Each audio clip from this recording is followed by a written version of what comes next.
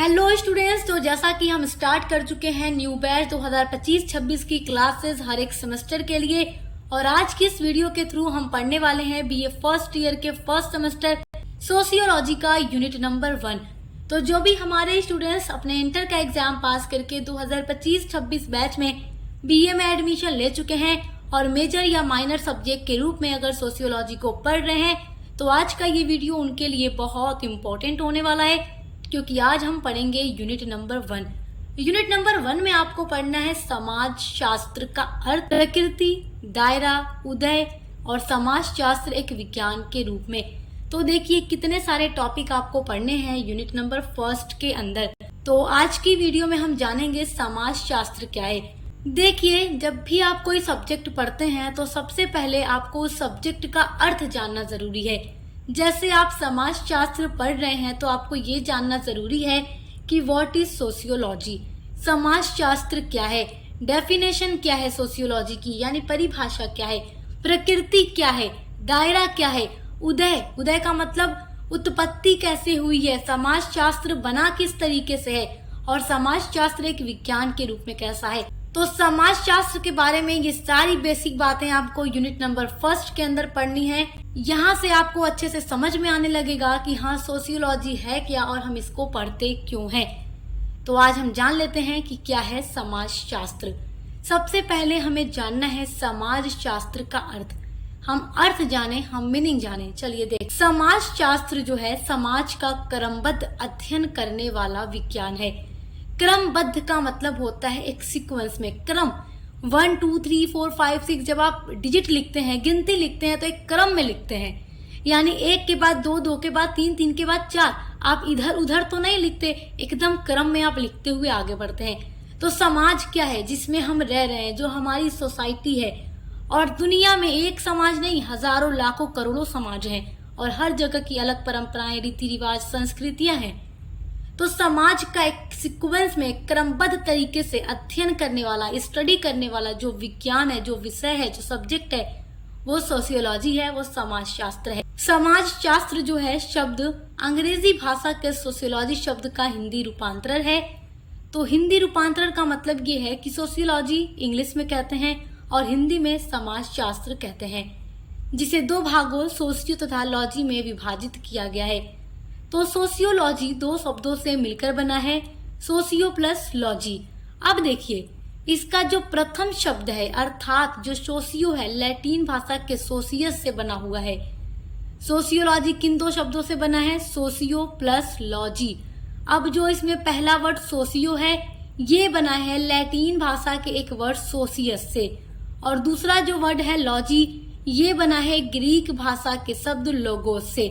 तो sociology Latin और Greek 2 word से मिलकर बना है। अब देखिए, जिनका अर्थ है क्रमशः समाज तथा विज्ञान या अध्ययन। तो सोशियस मतलब समाज, लोगोस मतलब विज्ञान या अध्ययन, यानी समाज का अध्ययन करने वाला विषय या विज्ञान। तो यही शाब्दिक अर्थ निकलता है आपके सब्जेक्ट, हमारे सब्जेक्ट समाज शास्त्र का, यानी एक ऐसा सब्जेक्ट जो हमारे समाज का अध्ययन करता है हर एक तरीके से। तो देखिए, समाज शास्त्र का शाब्दिक अर्थ है समाज का विज्ञान या समाज का अध्ययन। तो समाज का अर्थ सामाजिक संबंधों के ताने बाने से है। अब देखिए, यहाँ पे क्या कहा जा रहा है कि समाज का जो अर्थ है सामाजिक संबंधों के ताने बाने से है। सामाजिक संबंध यानी समाज में हम रहते हैं तो हम अकेले नहीं रहते, हमारे आगे पीछे बहुत सारे लोग रहते हैं। क्या आप अपने सोसाइटी में एकदम अकेले रहते हैं? नहीं ना, आपके पड़ोसी हैं, आपके रिलेटिव्स हैं, आपके फ्रेंड्स हैं और आपको जानने वाले बहुत सारे लोग आपके आगे पीछे, दाएं बाएं हर तरफ रहते हैं। तो आपका उनसे कोई न कोई एक रिश्ता बनता है, एक रिलेशन बनता है। तो एक ताना बाना बनता है, एक जाल बनता है, जाल सा लोगों का रिश्ता बनता है। तो उन सब चीजों का अध्ययन करने वाला विज्ञान है समाज शास्त्र। हम लोगों के साथ कैसे अपना संबंध बनाते हैं, कैसे कोई हमारा क्या लगता है, किस तरीके से लगता है और कैसे हम उनके साथ क्रियाएं अंतक्रियाएं करते हैं, कैसे व्यवहार करते हैं, उन सब चीजों का अध्ययन समाज शास्त्र के अंदर ही किया जाता है। अब देखिए, आगे कहा जा रहा है कि विज्ञान किसी भी विषय के व्यवस्थित एवं क्रमबद्ध ज्ञान को कहते हैं। तो समाज शास्त्र जो है समाज का अध्ययन करने वाला विज्ञान है। तो इसलिए कहा जा रहा है कि जो विज्ञान होता है एक ऐसा विषय होता है, एक ऐसा सब्जेक्ट होता है जो व्यवस्थित रूप से यानी एक सिस्टमैटिक वे में, एक क्रमबद्ध यानी एक सीक्वेंस से किसी भी चीज का ज्ञान प्राप्त करता है। तो सोशियोलॉजी एक विज्ञान है, समाज का विज्ञान है, समाज का साइंस है। दो भाषाओं में व्युत्पत्ति के कारण कुछ विद्वान समाजशास्त्र को एक संकर यानी हाइब्रिड अथवा दोगला विज्ञान कहते हैं। तो समाजशास्त्र की कोई सर्वमान्य परिभाषा देना एक कठिन कार्य होगा। तो देखिए, जो समाजशास्त्र है इसके बहुत सारे समाजशास्त्री थे, एक दो नहीं थे, बहुत सारे थे। तो हर विद्वान ने, हर समाजशास्त्री ने अपने शब्दों में समाजशास्त्र की अलग अलग परिभाषा दी है, अलग अलग बातें कही है, किसी ने कुछ तो किसी ने कुछ। तो आइए देखते हैं कि क्या है समाजशास्त्र की परिभाषा। तो जैसा कि मैंने आपसे कहा कि समाजशास्त्र दो शब्दों के मेल से बना है, सोशियस और लोगोस, जो अलग अलग भाषाओं से निकलते हैं, एक लैटिन भाषा से, एक ग्रीक भाषा से। तो इसलिए इसकी एक एग्जैक्ट डेफिनेशन देना संभव नहीं है। तो अलग अलग विद्वानों ने इसकी अलग अलग डेफिनेशन दी है, परिभाषाएं दी हैं। आइए जानते हैं वो परिभाषाएं क्या हैं। एग्जाम में परिभाषा जरूर लिखिएगा, परिभाषा लिखने पे नंबर बहुत अच्छा मिलता है। तो ओडम के अनुसार, ओडम महोदय लिखते हैं अपने शब्दों में कि समाजशास्त्र वह विज्ञान है जो समाज का अध्ययन करता है। बहुत अच्छी, बहुत छोटी सी डेफिनेशन है, बहुत आसान शब्दों में है। तो मैंने ये आपके लिए नोट कर लिया, तो आप इसको स्क्रीनशॉट जरूर कीजिएगा और एग्जाम में जरूर लिखिएगा। ये क्या कह रहे हैं कि जो समाजशास्त्र है वह विज्ञान है, वो विषय है जो समाज का अध्ययन करता है। अब समाज के अध्ययन में समाज की हर एक चीज का अध्ययन इसमें शामिल हो गया। दूसरी डेफिनेशन है मैकाइवर एवं पेज के अनुसार। तो ये लिखते हैं कि समाजशास्त्र सामाजिक संबंधों के विषय में है, संबंधों के इस जाल को हम समाज कहते हैं। ये क्या कह रहे हैं कि जो समाजशास्त्र है सामाजिक संबंधों के विषय में है। सामाजिक संबंध का मतलब जो हमारा रिलेशन बनता है लोगों से, तो हमारा जो रिलेशन बनता है वो एक जाल सा बनता है। जाल सा मतलब मैं आपसे कहूँ तो अगर मान ले कि यहाँ पर आप हैं, ठीक है, आप मेरे पेन को देखिएगा कि मैं किस तरीके से आपको समझा रही हूँ। देखिए, यहाँ पर आप हैं, इधर आपका कोई दोस्त, इधर आपका कोई रिलेशन वाला, कोई आपके एक दो रिश्तेदार तो होंगे नहीं, बहुत सारे दोस्त, बहुत सारे रिश्तेदार होंगे, कोई यहाँ कोई यहाँ कोई यहाँ। इस तरीके से अगर आपसे जोड़ा जाए तो एक जाल सा बन जाता है, एक जाल सा। तो आप कितने सारे लोगों से जुड़े हुए हैं। इसी तरीके से समाज में रहने वाला हर व्यक्ति किसी न किसी से, किसी न तरीके से जुड़ा हुआ है, जो एक जाल बनता है, एक संबंध बनता है। तो उसी को समाज कहते हैं और उसी का अध्ययन करने वाला विषय है समाजशास्त्र। तीसरी डेफिनेशन है यंग महोदय के अनुसार। तो यंग महोदय अपने शब्दों में लिखते हैं कि समाजशास्त्र समूहों में मनुष्य के व्यवहार का अध्ययन करता है। मनुष्यों के व्यवहार का अध्ययन किस तरीके से? समूह में। तो समाज में मनुष्य समूह में रहता है, लोगों के साथ एक ग्रुप बनाकर रहता है। आप जैसे जैसे अपने यूनिट्स में आगे बढ़ते जाएंगे तो आप इन चीजों के बारे में समझते चले जाएंगे। मैंने बहुत अच्छे से एक्सप्लेन किया है। जैसे जैसे आप आगे बढ़ते जाएंगे, वीडियोस को देखते जाएंगे, तो आपको अपना हर टॉपिक बहुत अच्छे से समझ में आएगा कि मनुष्य किस तरीके से ग्रुप बनाकर रहता है सोसाइटी के अंदर। अभी आप अपनी पहली यूनिट पढ़ रहे हैं, पहला टॉपिक पढ़ रहे हैं। जैसे जैसे आगे बढ़ेंगे चीजें आपके लिए और भी आसान होती चली जाएंगी। तो मनुष्य समाज में ग्रुप बनाकर, समूह बनाकर रहता है और उसने जो व्यवहार किया एक दूसरे के साथ, उन सभी का अध्ययन करने वाला विज्ञान है समाजशास्त्र। ये कौन कह रहा है? ये यंग महोदय कह रहे हैं। अगली डेफिनेशन है जिन्सबर्ग के अनुसार। ये लिखते हैं कि समाजशास्त्र मानवीय अंतःक्रियाओं, अंतर संबंधों, उनकी दशाओं और परिणामों का अध्ययन है।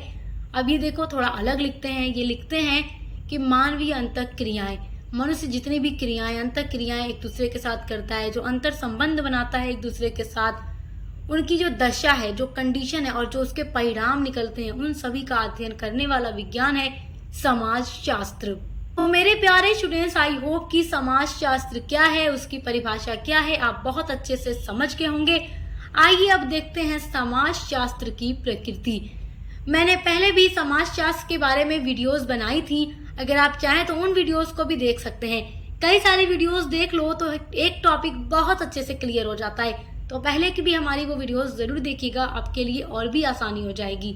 आपकी अगली हेडिंग है समाजशास्त्र की प्रकृति। प्रकृति मतलब होता है नेचर, समाजशास्त्र मतलब सोशियोलॉजी।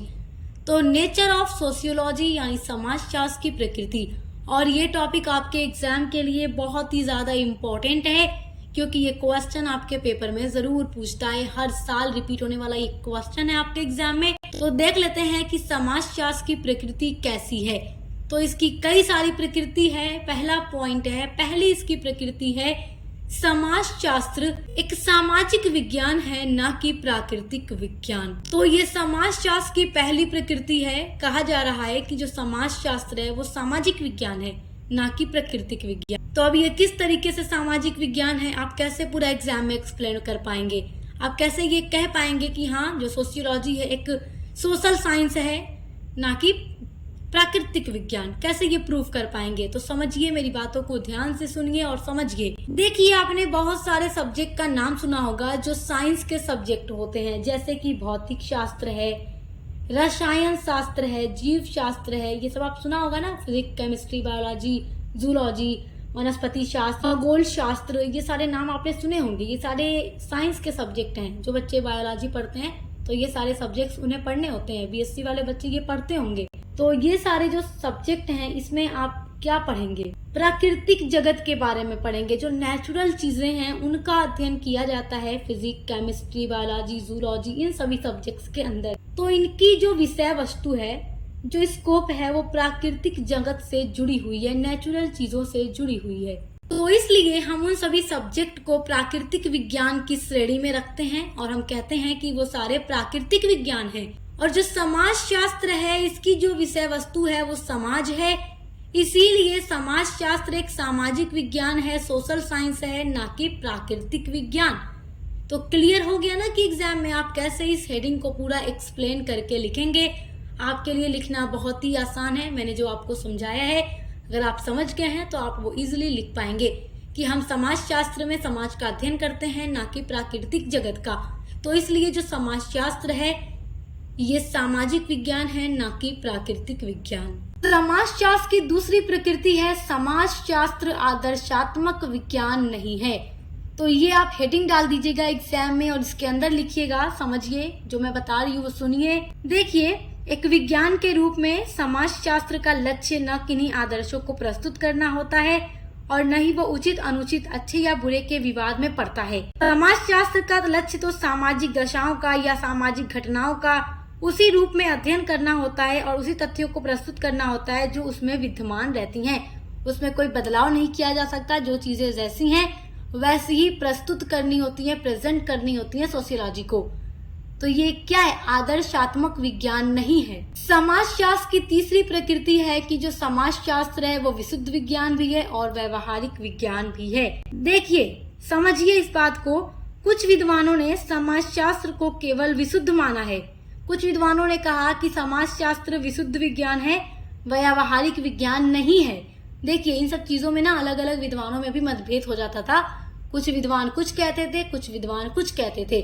मतलब जो जिस दृष्टिकोण से अध्ययन करता था वो उस हिसाब से बताता था। तो कुछ विद्वानों ने कहा कि समाजशास्त्र विशुद्ध विज्ञान है, व्यवहारिक नहीं है।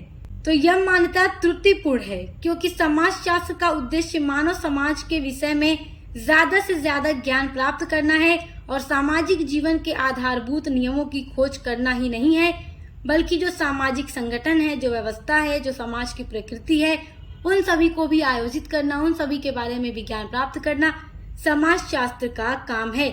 इसीलिए समाजशास्त्र के जो फादर हैं ऑगस्ट काम्टे, उन्होंने सामाजिक व्यवस्था और प्रगति का विज्ञान कहा है। किसको? समाजशास्त्र को। वे समाजशास्त्रियों को विचारक नहीं, सामाजिक इंजीनियर कहते हैं। ऑगस्ट काम्टे क्या कहते हैं? जो समाजशास्त्री है वो समाजशास्त्री नहीं है, जबकि सामाजिक इंजीनियर है। इस प्रकार उनके अनुसार समाजशास्त्रियों का कार्य सिद्धांतों की खोज करना ही नहीं, वरन समाज विषयक अपने विशिष्ट ज्ञान के आधार पर सामाजिक पुनर्निर्माण करना भी है। तो इस हिसाब से कुछ लोगों का कहना है कि समाजशास्त्र विशुद्ध विज्ञान है और कुछ का कहना है कि ये दोनों ही है। समाजशास्त्र की चौथी प्रकृति है कि समाजशास्त्र एक अमूर्त विज्ञान भी है और मूर्त विज्ञान भी है। अब मूर्त क्या है, अमूर्त क्या है?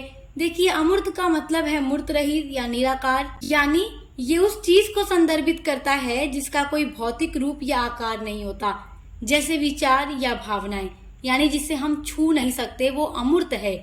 और मूर्त का मतलब होता है ठोस या भौतिक चीजें। इसका मतलब है जिसे हम छू सकते हैं या देख सकते हैं। तो समाजशास्त्र ये दोनों ही होता है। देखिए, समाजशास्त्र की 5वीं प्रकृति है कि समाजशास्त्र एक सामान्य विज्ञान है, विशेष विज्ञान नहीं है। तो किस तरीके से नहीं है विशेष विज्ञान और किस तरीके से है सामान्य विज्ञान, इस बात को समझने का प्रयास कीजिएगा। देखिए, राजनीति विज्ञान, अर्थशास्त्र, मनोविज्ञान आदि की भांति समाजशास्त्र की रुचि भी समाज के किसी पक्ष विशेष का अध्ययन करने में नहीं है। यह तो मानव जीवन और सामाजिक संबंधों को प्रभावित करने वाली सभी घटनाओं का अध्ययन करता है। तो इस प्रकार जो समाजशास्त्र है वो सामान्य विज्ञान है, विशेष विज्ञान नहीं। यानी कि जो राजनीति विज्ञान है वो राज्य का अध्ययन करता है, अर्थशास्त्र जो है आर्थिक चीजों का और अर्थव्यवस्था का अध्ययन करता है, मनोविज्ञान जो है मनुष्य के मन का और उसके व्यवहारों का अध्ययन करने वाला विज्ञान है। तो उन सब विषयों की तरह समाजशास्त्र का जो इंटरेस्ट है समाज के किसी पक्ष विशेष का अध्ययन करना नहीं है, जबकि इसकी रुचि तो किसमें है, जो समाज में होने वाले सामाजिक संबंध हैं, उनको प्रभावित करने वाली जितनी भी घटनाएं हैं उन सभी का अध्ययन करना समाजशास्त्र का काम है। तो इसलिए समाजशास्त्र एक सामान्य विज्ञान है, ना कि विशेष विज्ञान। तो आई होप कि आप समाजशास्त्र की प्रकृति को बहुत अच्छे से समझ के होंगे। तो आज की वीडियो में हमने समाजशास्त्र का अर्थ, उसकी परिभाषा और उसकी प्रकृति को पढ़ा है। और आज की वीडियो आपके सोशियोलॉजी यूनिट 1 की पार्ट 1 है। अगली वीडियो पार्ट 2 होगी जिसमें हम दायरा और उसकी उत्पत्ति और बाकी सभी टॉपिक्स को कवर करेंगे। तो अब मिलते हैं अगली वीडियो के साथ।